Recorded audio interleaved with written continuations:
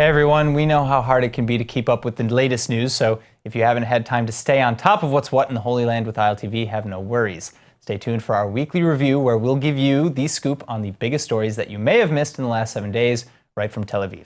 I'm Aaron Porras, and thank you for joining us. The Rishon LeZion District Court ordered the release on Thursday of 4 out of the 5 Jewish minor terror suspects currently detained by the Shin Bet security services. The 4 minors were released to house arrest with the 5th suspect to remain in custody. The suspects are alleged to have killed Palestinian woman and mother of 7, Aisha Raubi, who was killed in October after having been hit in the head by rocks while driving in the car with her husband and daughter in the West Bank. Itamar Ben-Gvir, an attorney for one of the suspects, criticized the authorities and said, "I don't understand how the prosecutors allowed these arrests," adding that his client was traumatized by the Shin Bet interrogation that lasted nearly 2 weeks, and that he expected the Shin Bet to do some soul-searching.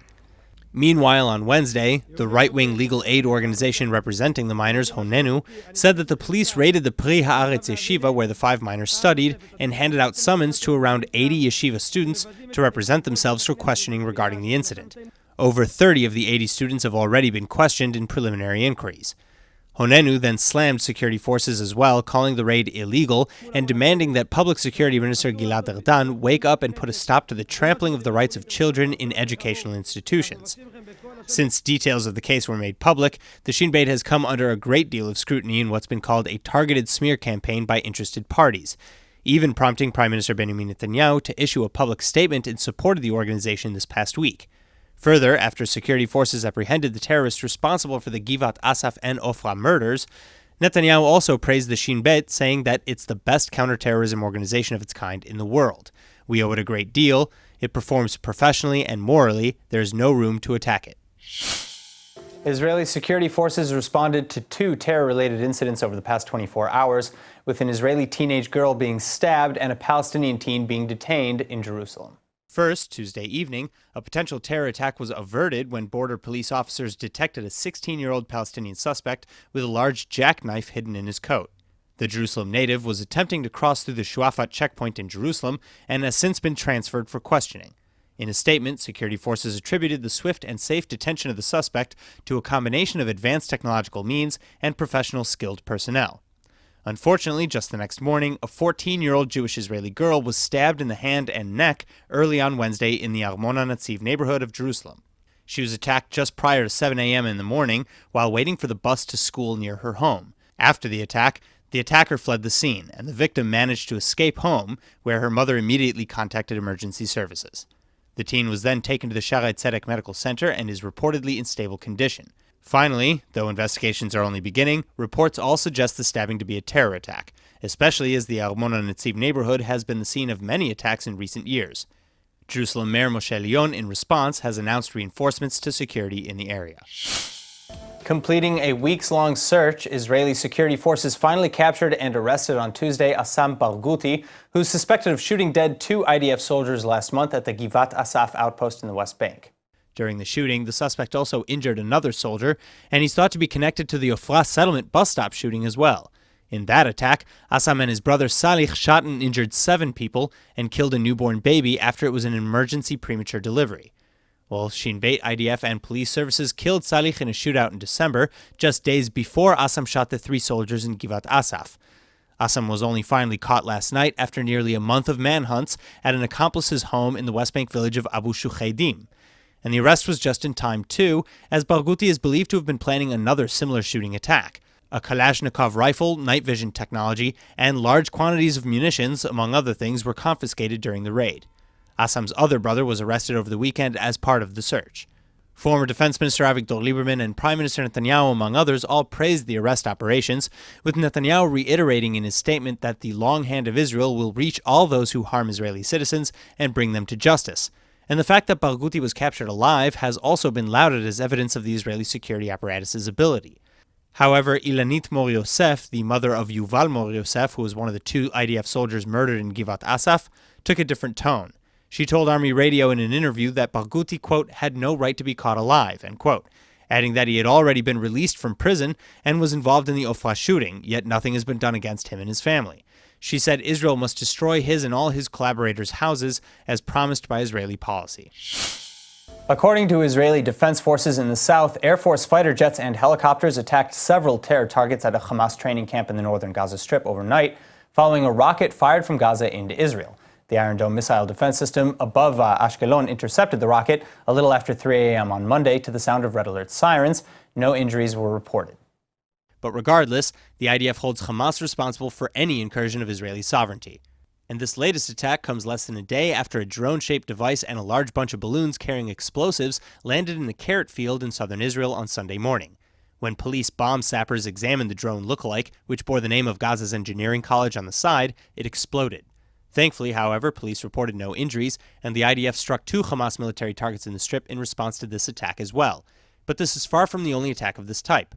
Hundreds, if not thousands, of incendiary balloons and kites have landed in Israel, and nearly 3,000 acres or 8 square miles of forest and agricultural land in the Gaza periphery have been burnt up since March 2018, when the so-called March of Return riots began. Millions of shekels in damages have also been reported. So returning to his previous criticisms then, former Defense Minister Avigdor Lieberman of the Israel Beitenu party took to Twitter to blast the Netanyahu government again for having no consistent policy, no vision, and no plan to cut off Hamas's terror. Quote, "There is no initiative. They barely react," end quote. Lieberman also chastised the policy of feeding Hamas with one hand and supposedly reprimanding them with the other.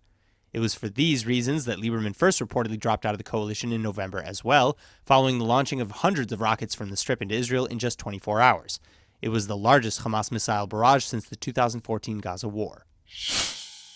Palestinian Authority President Mahmoud Abbas on Friday said that he intends to re-examine all agreements with Israel, including the Oslo peace accords and security coordinations. Abbas also said that he does not intend to negotiate on the expected United States peace plan because of President Donald Trump's recognition of Jerusalem as the capital of Israel.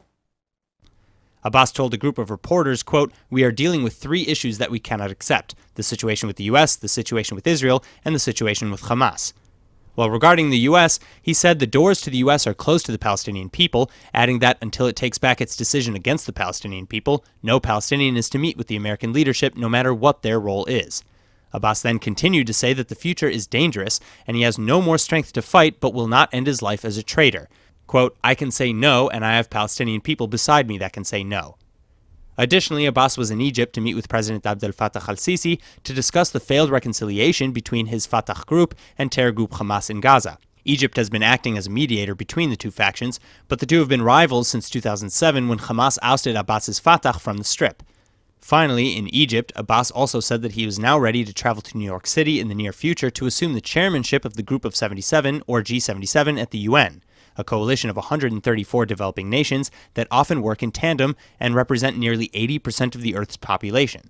Both the United States and Israel have expressed their deep opposition to the appointment, however, which will grant the Palestinians more rights at the United Nations.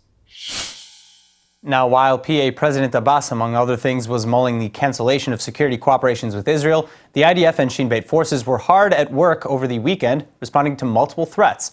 In a series of raids across the West Bank, over a dozen suspects of terror-related crimes were arrested. Saturday night, a Palestinian gunman opened fire on an Egged brand bus driving from Jerusalem to Beit El in the West Bank. The driver was lightly injured from glass shards, and now, as this is just another in a series of similar attacks in recent weeks, Egged drivers have announced their intent to strike. They've also demanded that if nothing else, they be allowed to change the routes towards safer areas. Chairman of the Israeli bus drivers organization, Israel Ganon, explained that many drivers are simply considering quitting outright as, quote, "Our blood is not free." Well, immediately following last night's shooting, Israeli forces entered the nearby villages of Al-Bireh and seized video footage of the area. In the clashes that ensued, however, the PA Health Ministry reported a Palestinian man being injured by IDF gunfire Saturday night. He was allegedly hit in the head by a rubber bullet, suffering a skull fracture and internal bleeding. IDF forces only confirmed the raids and not the injury, though. Then later, overnight Saturday, 10 other Palestinians were arrested and taken in for questioning by the IDF and Shin Bet, suspected of involvement in terror activities. Though it is unclear if these suspects are related to the bus shooting, as the IDF is still searching for suspects involved in the 3 previous shootings in the area over the past month. These attacks include the shootings at the Givat Asaf and Ofra junctions. Speaking of which, 17-year-old Mohammed Barghouti from the West Bank village of Kobar near Ramallah was detained on Friday by the IDF, suspected of being involved in the 2 shootings with his 2 brothers, Asim and Salih. Salih, suspected of the Ofra shooting, was killed in a shootout with the IDF on December 12th. Assem, who shot up Givat Asaf the next day, killing 2 soldiers, is still on the run. According to a CBS interview with Egyptian President Abdel Fattah al-Sisi, Israel and Egypt are cooperating on security in the Sinai against the scourge of Islamic State or ISIS militants. The full interview will air Sunday on 60 Minutes, but perhaps hinting that Egyptians aren't yet ready for this aforementioned partnership, Egyptian government officials have also requested that the interview not be aired. After all having fought 4 wars with Israel in the past, the growing ties with Israel have already been cause for division within the Egyptian parliament. Still, it's not clear that it was this revelation that caused Egypt to request the cancellation of the airing. Egypt and Israel have gotten a lot closer over the years, with Sisi and Prime Minister Netanyahu even having met at least twice, and at any rate, the joint defense of the Sinai wouldn't be too surprising. Egyptian forces are still struggling to rid their country of the extremist group, with 2 bombs being found just this weekend near a Coptic church in Cairo. Islamic State insurgents regularly target Coptic Christians, tourists, and Egyptian security forces. And in this incident, 2 bombs were found inside a bag on a rooftop near the church. During attempts to defuse them, one of them went off and an Egyptian police officer was killed. 2 more officers, including the commander of the bomb squad, were also injured by the blast. In the day after the Palestinian Authority pulled all of its personnel from the Rafah border crossing between Egypt and Gaza, Egypt has now closed all entry through the gate to Gazan Palestinians. This despite Hamas forces having taken over for the PA in terms of staff. The Palestinian Authority announced its decision as a form of protest against Hamas's activities as of late, in which over 500 PA employees in Gaza have reportedly been detained or arrested by the Hamas terror group. The decision also marks yet another instance of the growing tensions between the 2 Palestinian factions, Hamas in Gaza and Palestinian Authority President Abbas's Fatah party in Ramallah. Hamas kicked Fatah out of the Strip in 2007, and all attempts to reconcile have since failed. Egypt, however, has been attempting to mediate, and Israel has been working independently with both the Palestinian Authority in the West Bank as well as with Hamas to a degree in Gaza. Palestinian Authority officials in the West Bank have blasted the international community, though, for circumventing unification efforts by working with Hamas. Efforts like Qatar's pledged $90 million in funding to the Strip in the form of $15 million cash installments, and Israel's allowance of said payments and aid to continue entering Gaza. That being said, the latest Qatari installment of $15 million has reportedly been stalled. Some report that the stall is in response to these latest internal Palestinian clashes. Other Israeli media reports say Israel asked Qatar not to follow through with the payment, though, as a retaliation to the rocket fired into southern Israel from Gaza earlier this week. An explosive incendiary device shaped like a drone and attached to a bunch of balloons also entered Israel from Gaza this week, landing in an agricultural field. The so-called drone had the logo of Gaza's engineering college on it and exploded when police sappers were inspecting it. Thankfully, no one was hurt. United States National Security Advisor John Bolton arrived in Israel this weekend to meet with Prime Minister Benjamin Netanyahu over the U.S. troop withdrawal from Syria and other pressing issues. Netanyahu hosted the senior aide to U.S. President Donald Trump at his residence in Jerusalem, and the two held a press conference in which Netanyahu praised the U.S. for recognizing Jerusalem as Israel's capital and for backing Israel at international forums such as the UN. But Netanyahu then also called on the American administration to recognize Israel's sovereignty over the Golan Heights. We'll go up to the Golan Heights, again, depending on the weather. The Golan Heights is tremendously important for our security. And I think that when you're there, you'll be able to understand perfectly why we'll never leave the Golan Heights and why it's important that all countries recognize Israel's sovereignty over the Golan Heights. I've discussed this with the President, and I hope I have a chance to show it directly to you tomorrow on our visit. And if we can't fly there, I'll say it again to you. Speaking after the Prime Minister, Bolton then said that he believed that under Netanyahu and Trump's leadership, we have the best U.S.-Israel relationship in our history. He also noted that it was a critical time for security in the Middle East, alluding to Iran's ambitions, reiterating the U.S.'s determination that it does not require nuclear capabilities. He also addressed the U.S. troop withdrawal from Syria, saying that the United States wants to make sure that the defense of Israel and our other friends in the region is absolutely assured. For the United States, a sovereign nation's ability to defend itself is the ultimate mark of sovereignty. And President Trump has said repeatedly that he backs Israel's right to self-defense. He says it proudly and unequivocally. I would just say to any nation, whether in this region or not in this region, that has any doubt about America's support for Israel's self-defense, they better think about it again. Israeli Prime Minister Benjamin Netanyahu demanded Monday night a confrontation with the state's witnesses in the corruption cases against him. In a live televised address, Netanyahu said that he had twice asked to meet with the witnesses, but was denied the request, and so he was demanding once again in a public forum. Additionally, the Prime Minister said that law enforcement was refusing to question key witnesses that could exonerate him, adding again that he is certain of his innocence and that these cases are part of a left-wing attempt to oust him. אני אמשיך להיאבק למען הביטחון שלנו. אני אמשיך בעשייה האדירה הזאת שהופכת את ישראל לכוח עולה בעולם. אני אמשיך לדרוש צדק ואמת, ואני דורש את העימות עם עדי המדינה עכשיו. ממה יש להם לפחד? מה יש להם להסתיר? אני לא מפחד. לי אין מה להסתיר.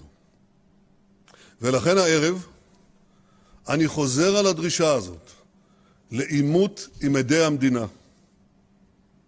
מצידי, שהעימות הזה יהיה בשידור חי. שהציבור יראה הכל, ישמע הכל. Now, the address was also announced 3 hours prior to the main news cycle with promise of a special and dramatic revelation.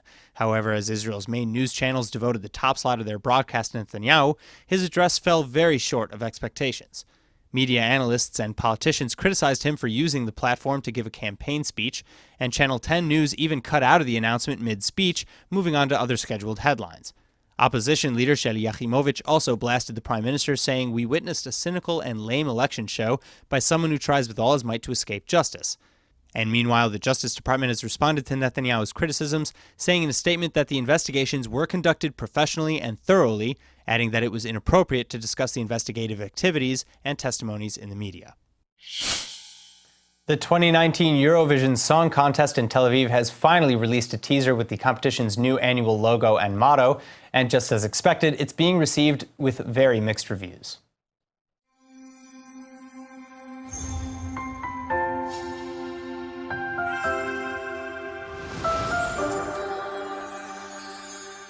The logo, a star made of 3 sharp triangles overlapping one another, appears next to this year's slogan, "Dare to Dream," and many critics are already pointing out perceived political messages behind the phrasing. The official EBU Cannes press release frames it entirely differently, however, writing that, quote, "The triangle, one of the world's oldest shapes, is a cornerstone symbol found universally in art, music, cosmology, and nature, representing connection and creativity. As the triangles join and combine, they become a new single entity, reflecting the infinite stellar sky as the stars of the future come together in Tel Aviv for the Eurovision Song Contest 2019. Quote. The EBU, or Eurovision Broadcasting Union, further points out that the logo's triangle motif is to be reflected across the competition's stage in Tel Aviv, which is drafted by German designer Florian Wieder. Wieder in the past has also created sets for X Factor and the MTV Music Awards. The slogan and logo, on the other hand, were put together by Israeli branding companies Awesome Tel Aviv and Studio Adam Feinberg, respectively. 42 nations will be competing this year at Eurovision, and tickets go on sale at the end of this month. And up now, we have ILTV's Emmanuel Kadosh with this week's Top 5. I'm here to give you guys ILTV's Top 5 list of upcoming events to get super excited about for 2019, in order. First up is the Tel Aviv Marathon, set for February 22nd, 2019. This annual event holds a series of running events, including full marathon, half marathon, 10 and 5-kilometer run, as well as a 42-kilometer hand cycle race for people with special needs. With more than 35,000 runners, this has to be one of the biggest sporting events of the year. Can't wait to watch and cheer from the side. Second up on the list, the early elections set for April 9th of the new year. In a landmark speech on Monday evening, Prime Minister Netanyahu and his coalition partners agreed to dissolve their government and the parliament with it, which means get ready to be informed and get out to vote. Third up is the ever so talked about Eurovision Song Contest, being hosted by none other than our home country on May 14th. The winner of the previous year's contest is the host of the following year, which means due to Netta Barzilai's win in 2018, Tel Aviv can start getting excited to host the 2019 Eurovision Song Competition. And let me tell you, I'm already getting ready. Fourth is one of my absolute favorite events, the Tel Aviv Gay Pride Parade, set for June 14th. It's that time of year when the city comes to life. Tons of vibrant colors cover the streets and beautiful people running around everywhere. With hundreds of thousands of stunning humans coming to Tel Aviv just for this, we have one of the largest pride parades in the world. You don't want to miss this.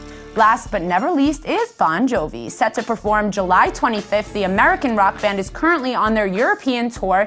This house is not for sale, and are set to hit Palkayokon stage this coming summer, which will be their first performance in Israel since 2015. This may be a good time to look for your tickets, people. That's all for today's Top 5. Back to you. All right, that's it for this week's weekly review. Remember to follow us on Facebook for more news at Israel English News, and of course on Twitter at ILTV News. I'm Aaron Porras. Thank you for watching.